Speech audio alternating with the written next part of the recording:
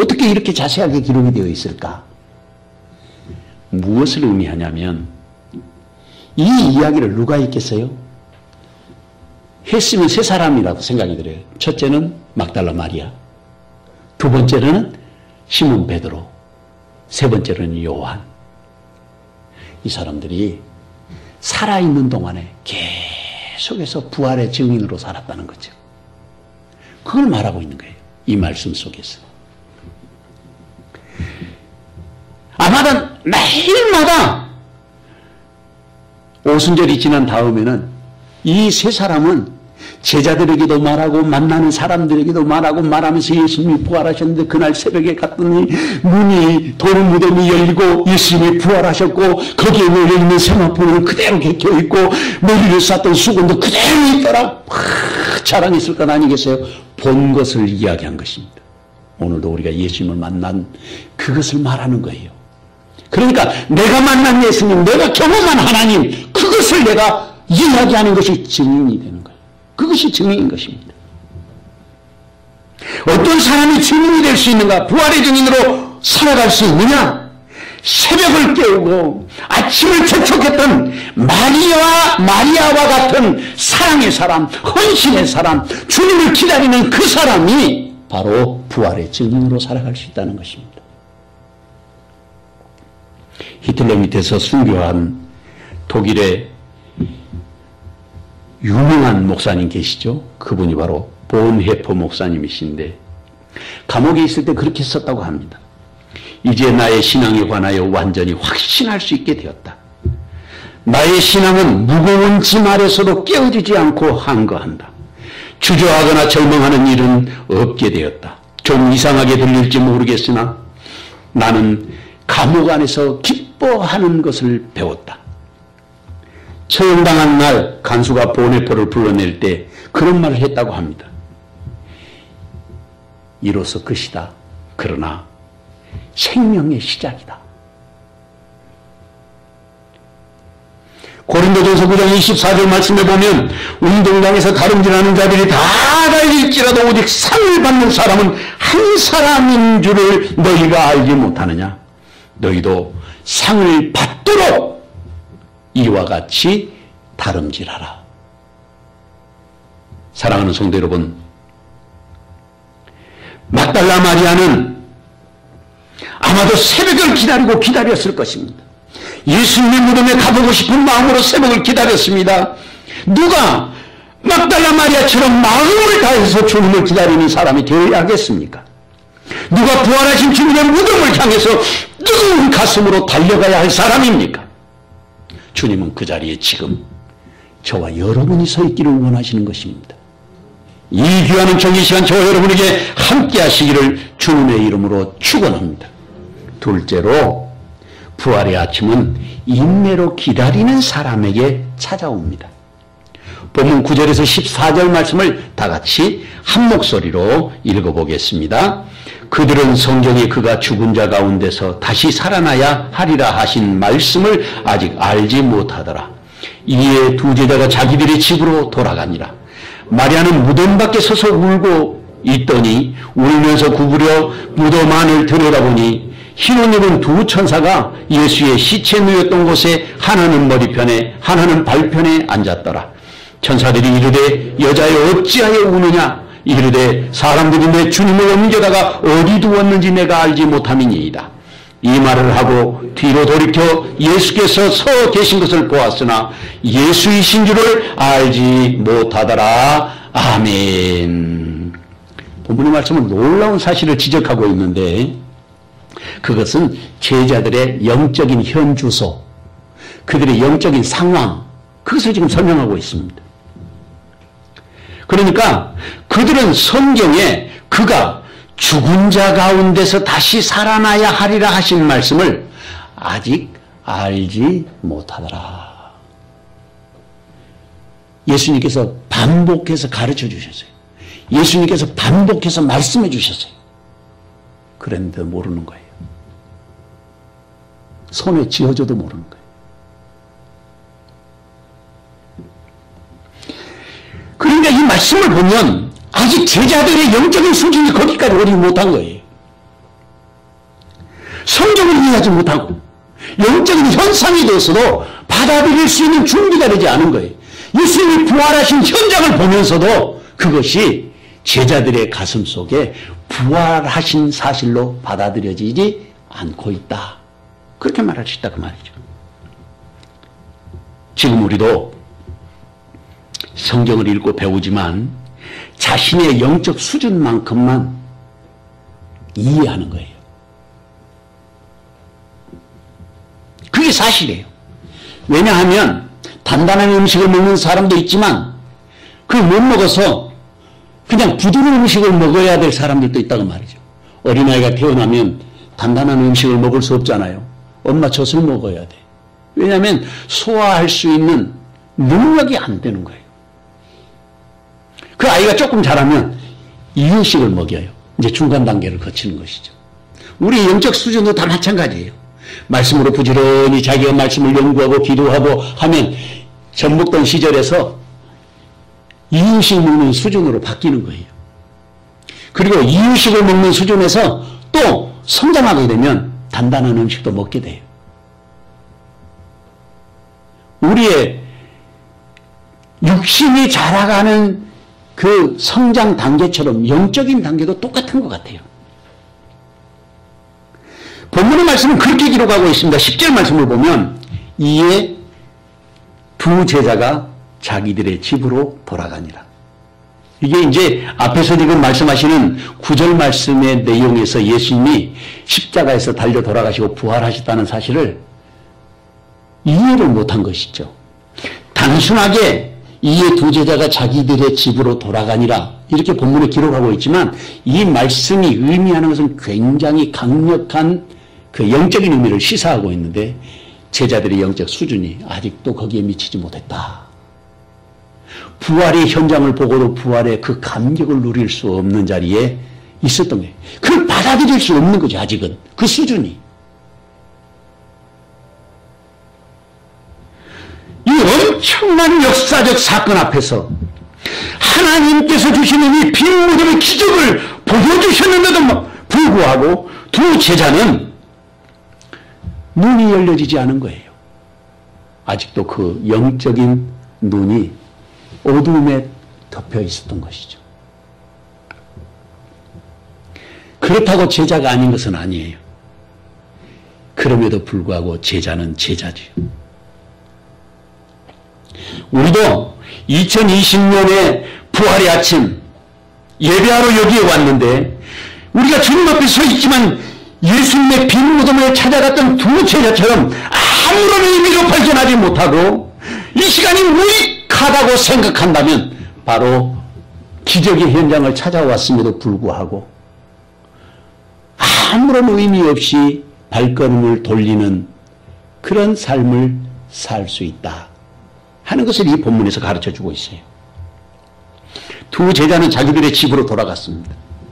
그런데 돌아가지 않는 한 사람이 있었죠. 그 사람이 바로 막달라 마리아예요. 기다림. 이 기다림이라는 게 아무나 하는 게 아니에요. 훈련된 자들에게 이게 주어지죠. 인내한다는 것이 그 사람의 영적인 여러 가지 현상들을 성장시켜줄 뿐만 아니라 믿음으로 살아가는 삶에 깊은 은혜의 자리로 초대하는 그런 능력이 되는 것입니다. 막달라 마리아가 무덤 밖에 가지 않고 서 있었어요. 11절의 말씀을 보면 마리아는 무덤 밖에 서서 울고 있더니 울면서 구부려 무덤 안을 들여다보니, 그러니까 막달라 마리아는 그걸 떠날 수가 없었던 거예요. 예수님을 사랑하는 그 마음이 그것을 떠날 수 없게 그를 붙들어 뒀어요. 여기에는 한 줄로 무덤 안을 들여다봤다고 그랬는데 아까도 봤을 것 아니겠어요? 베드로 왔을 때. 근데 베드로와 요한이 가버리고 난 다음에 또 들여다본 거예요. 아마 성경에는 그렇게 되어 있지 않지만 들여다보고 또 들여다보고 그렇게 했지 않았을까.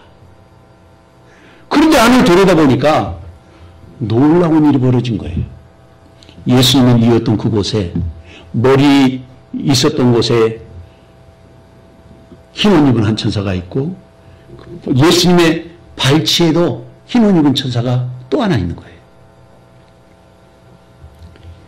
12절 말씀을 보면 그렇게 말하고 있죠. 흰 옷 입은 두 천사가 예수의 시체 누웠던 곳에 하나는 머리편에 하나는 발편에 앉았더라. 우리는 이 말씀에서 막달라 마리아의 마음을 읽을 수 있어요. 울면서 무덤 밖에서 무덤 안을 들여다봤습니다. 허리를 굽혀서 다시 무덤 안을 들여다봤어요. 그것이 바로 예수님을 향한 마리아의 마음이에요. 우리가 성경을 읽고 오랫도록 예수를 믿어도 천사를 만나본 사람들이 그리 많지 않습니다. 아니, 거의 만나기 어렵죠. 그러니까 하나님의 허락이 있어야 우리의 눈이 열려지는 거예요. 다시 말하면 오늘 본문의 말씀에서 막달라 마리아에게는 하나님의 허락으로 눈이 열려지도록 천사를 보게 하신 거예요. 그리고 천사를 우리가 만나게 됐을 때는 거기에는 하나님의 원하시는 무엇인가 하고 싶으신 말씀이 있을 때 이런 천사를 만나게 하시거든요. 그러니까 여기에서도 막달라 마리아가 천사를 보게 하신 것은 막달라 마리아에게 주신 아주 중요한 사명이 있을 것이라고 하는 사실을 알 수가 있어요. 그래서 천사가 물어보죠. 여자여 어찌하여 우느냐. 여자여 이게 일반 명사예요. 보통 명사잖아요. 누구에게나 여인들에게는 다 할 수 있는 말이란 말이에요. 여자여.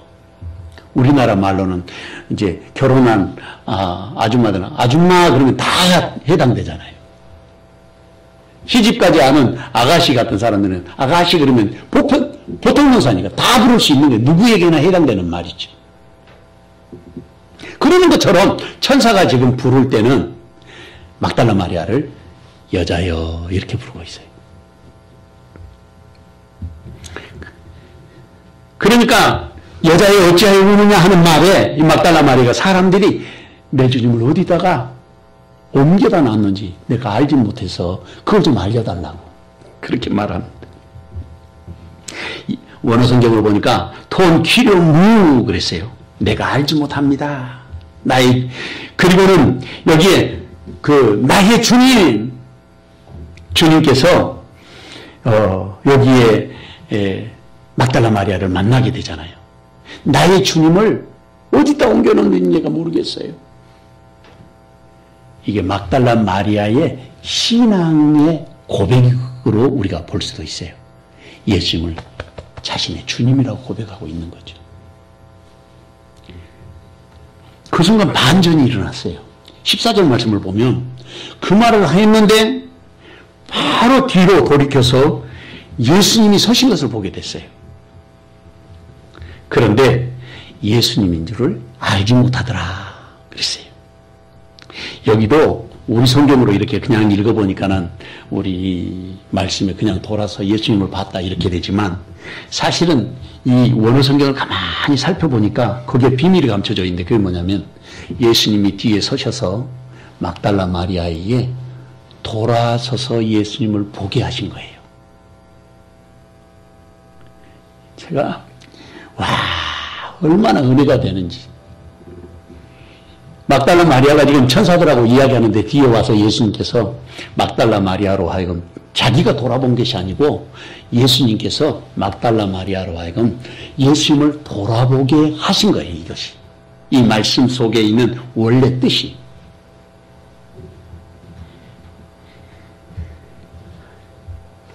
이 말을 하고 뒤로 돌이켜. 그 말이 바로 그런 뜻이에요. 이 말을 하고 천사들하고 지금 이야기하고는 예수님이 서신 것 같은 게 돌아섰어요. 그런데 그게 자기가 돌아선 것이 아니고 예수님께서 돌아서게 하셨다는 거예요. 오늘 우리가 주님 앞에 설 때도 예수님께서 내가 돌아선 줄 알죠? 그렇지 않아요. 우리를 주님께서 돌아서서 예수님 보게 하신다. 그런 말씀이에요. 내 발로 찾아온 게 아니라 그 말이에요. 내 마음에 주님의 성전에 나오도록 주님께서 지금 역사하셨다. 그런 뜻이 여기 감춰져 있어요. 그거를 헬라 말로는 타우타 에프사 에스트라페 그렇게 말하는 거예요. 이게 영적인 원리죠. 세상에서 주님의 교회를 우리의 발걸음을 옮기게 하신 것입니다. 이게 신앙의 원리예요. 그게 바로 인내하고 기다리던 막달라 마리아에게 주신 하나님의 은총인 거죠. 오늘 그게 우리에게 필요한 거예요. 인내하는 게 필요하다고 말이에요. 어떤 청년이 직장을 구하려고 하는데 구인 광고를 봤어요. 임시 회계사를 고용하는데 그 PO 박스, CPO 박스 있잖아요. PO 박스 1720 광고를 보자마자 서류를 이제 잘 작성해가지고 이력서 넣고 자기가 왜 회사에 지원하는지 동기도 넣고 해가지고 우체국에 보냈어요. 근데 첫 번에 보냈는데 대답이 없어요. 두 번째 보냈는데 대답이 없어요. 세 번째 보내놓고는 가만히 생각해 보니까 안 되겠어. 그래서 우체국에 가가지고 그 CPO 박스 우체 그 박스에 주인이 어디 사는가 확인해 보니까 우체국에서 안 가르쳐 주는 거예요. 비밀이라고. 그래서 집에 돌아왔어요. 혼자 가만히 생각해 보니까 이대로 있으면 안 될 것 같다. 그래서 그 CPU 박스 앞에 가가지고 아침부터 일찍이 문 여는 그 시간에 가서 기다리고 있었어요. 거기에 누가 우편물을 빼가나. 어떤 사람이 와가지고 그걸 빼가는 거예요. 통을 열고는. 그래서 뒤를 졸졸 따라갔답니다. 그랬더니 어느 회사에 들어가는 거예요. 이 사람이 그 회사에 찾아갔어요. 그리고 사장님을 만났습니다. 근데 우리 회사에 어떻게 찾아왔느냐. 광고를 보고 제가 이력서를 넣었는데 회답이 없어서 찾아왔다고.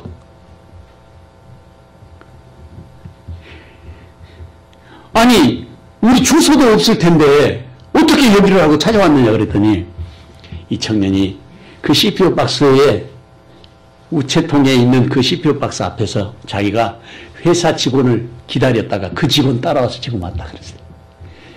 그랬더니 사장님이 그랬다 그래요. 젊은이 자네야말로 내가 바라던 끈기 있는 사람이네. 당신 같은 친구가 우리 회사에 꼭 필요한 사람이에요. 그래서 취직이 됐다는 이야기예요. 데살로니가서 3장 5절 말씀에 보면 주께서 너희 마음을 인도하여 하나님의 사랑과 그리스도의 인내에 들어가게 하시기를 원하노라. 사랑하는 성도 여러분, 누가 이 시대에 막달라 마리아가 되어서 부활의 새벽을 맞이하는 사람이 되어야 하겠습니까? 누가 주님의 부르신 믿음의 사람이 되어야 하겠습니까? 누가 인내하고 기다려서 주님을 사모하는 자리에 있어야 하겠습니까? 그 자리에 주님은 지금 저와 여러분이 서 있기를 원하시는 것입니다. 이 귀한 좋은 시간 저와 여러분에게 함께 하시기를 주님의 이름으로 축원합니다. 셋째로 부활의 아침은 증인의 자리로의 부르심입니다. 본문 15절에서 18절 말씀을 다 같이 한 목소리로 읽어보겠습니다. 예수께서 이르시되 여자여 어찌하여 울며 누구를 찾느냐 하시니 마리아는 그가 동산직인 줄 알고 이르되 주여 당신이 옮겼거든 어디 두었는지 내게 이르소서. 그리하면 내가 가져가리이다. 예수께서 마리아야 하시거늘 마리아가 돌이켜 히브리 말로 라보니 하니 이는 선생님이라는 말이라. 예수께서 이르시되 나를 붙들지 말라. 내가 아직 아버지께로 올라가지 아니하였노라. 너는 내 형제들에게 가서 이르되 내가 내 아버지 곧 너희 아버지 내 하나님 곧 너희 하나님께로 올라간다 하라 하시니 막달라 마리아가 가서 제자들에게 내가 주를 보았다 하고 또 주께서 자기에게 이렇게 말씀하셨다 이르니라. 아멘. 예수님이 계속해서 말씀하시는데 여자여 어찌하여 울며 누구를 찾느냐고 예수님 물으셨어요. 앞에서 천사가 부를 때도 여자여 어찌하여 우느냐 그랬죠. 이게 보통 명사, 일반 명사예요. 예수님도 지금 첫 번에 부르실 때 그렇게 부르셨어요. 그리고 두 번째 부를 때 예수님께서 마리아야. 그 순간 깨달은 거예요. 부활하신 예수님. 사흘 전에 십자가에 못 박혀 달려 돌아가셨던 그 주님이 지금 서 계신 것이죠. 아마 그 순간 마리아는 온몸의 머리끝에서 발끝까지 전율이 일어났을 것 같아요. 공포가 아니라 기쁨과 감격의 몸부림이죠. 그러니까 예수님이 뭐라고 말씀하시냐면 나를 만지지 마라 그런 거죠. 기쁨은 어떻게 해요? 우리나라 사람은 꼭 만지잖아요, 가서. 아마 유태인들도 그런지 몰라요.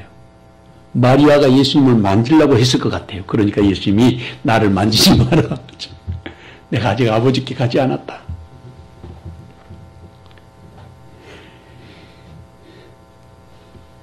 마리아를 부르시고 난 다음에 마리아가 뭐라고 말하냐면 라보니여.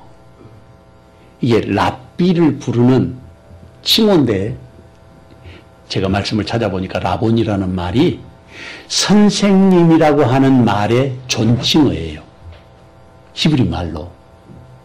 여기에 선생님이라는 말이라 이렇게 돼 있잖아요.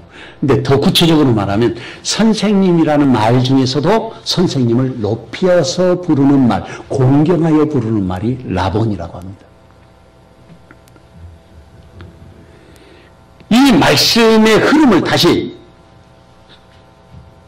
단계별로 좀 정리를 해보면 첫 번째 단계는 빈 무덤으로 달려가서 떠나지 못한 그 사랑의 마음, 그것을 마리아가 간직하고 있었는데 그 마리아를 부르시는 부르심의 음성이었다. 마리아야, 여자여 할 때. 두 번째 단계는 천사가 불렀죠. 천사가. 여자여. 첫 번째 단계는 빈 무덤으로 오시는 사건. 두 번째 단계는 천사의 부름의 사건. 세 번째 단계는 여자여 불렀다가 구체적으로 마리아의 이름을 부르시는 거예요. 오늘도 우리를 처음에 야 오늘 부활절이다 교회 나와 예배하라 우리 일반적으로 다 부르시지만 주님의 말씀을 듣고 예배하는 순간 나의 이름을 구체적으로 부르고 계시다 그 말이죠. 이런 영적인 원리가 이게 담겨 있어요. 마리아를 부르신 그 부르심으로 마리아의 눈이 열려진 거예요. 우리 눈이 열려져야 된다 그 말이죠. 주님은 지금도 우리의 이름을 부르고 계십니다. 그리고 막달라 마리아가 부활하신 예수님을 만나는 그 순간 라보니여 하고 불렀던 것처럼 오늘도 우리가 주님의 이름을 부를 줄 아는 영적인 지혜와 지식이 우리의 가슴 속에 가득 차야 하겠다 하는 말입니다. 여기에서 제가 이제 말씀 속에 가만히 살펴보니까 라보니여 하고 마리아가 자동적으로 이렇게 말씀을 예수님의 모습을 보고 불렀을 때의 그 현상은 어떤 것이었을까? 늘 제가 말씀드리지만 영적인 지혜는 가르쳐줘서 하는 게 아니에요. 알아져 버리는 거예요. 우리 안에. 그러니까 이 라보니어라고 하는 이 고백이 자연스럽게 고백된 거죠. 이게 마리아가 예수님을 알게 된 사건, 부활하신 주님을 그냥 영으로 알아버린 그 사건을 여기에서 라보니어 하는 그 순간 나타난 것이다. 이렇게 말할 수 있어요. 그래서 예수님은 마리아에게 사명을 주시죠. 17절 이하의 말씀을 보면 예수께서 이르시되 나를 붙들지 말라. 이 말은 역으로 말하면 지금 막달라 말에 예수님을 와서 껴안으려고 한 것인지 붙잡으려고 한 것인지 분명히 그랬으니까 예수님 나 만지지 마라 지금 그러시는 거거든요. 붙들지 말라. 내가 아직 아버지께로 올라가지 아니하였노라. 너는 내 형제들에게 가서 이르되 내가 내 아버지 곧 너희 아버지 내 하나님 곧 너희 하나님께로 올라간다 하라 하시니 막달라 마리아가 가서 제자들에게 내가 주를 보았다 하고 또 주께서 자기에게 이렇게 말씀하셨다 이르니라. 마리아가 예수님의 말씀을 따라서 제자들에게 부활의 증인으로서 사명을 다했을 뿐만 아니라 부활하신 주님을 만날 준비를 하도록 제자들에게 지시하고 가르쳤을 것이다 하는 사실을 알 수 있습니다. 그렇게 막달라 마리아는 주님의 충성된 일꾼으로 쓰임받은 것입니다. 모르는 예수미 목사님의 이야기인데 어느 날 자기 교회 성도가 재판을 받게 됐어요. 그래서 재판장에 갔습니다. 근데 상대방의 어떤 여자가 증인으로 나왔는데 아주 고급스럽게 옷을 입고 대단한 그 숙녀가 왔더랍니다. 그래서 법정에 왔으니까 이제 증인으로 선서를 했지 않겠습니까? 진실만을 이야기하기로 선서를 하고 자리에 앉았는데 여자애가 물었어요. 증인, 당신은 10월 5일 밤에 무엇을 보았습니까? 그랬더니 이 여인이 머리를 탁 넘기면서 글쎄요, 내가 그날 밤에 뭔가 보았다고 생각합니다. 그랬더니 판사가 손으로 꽝 치면서 보았다고 생각하는 걸 말하는 게 아니라 본 것을 말하라 그러죠. 본 것을. 이사야 43장 12절 말씀을 보면 내가 알려주었으며 구원하였으며 보였고 너희 중에 다른 신이 없었나니 그러므로 너희는 나의 증인이요 나는 하나님이니라. 여호와의 말씀이니라.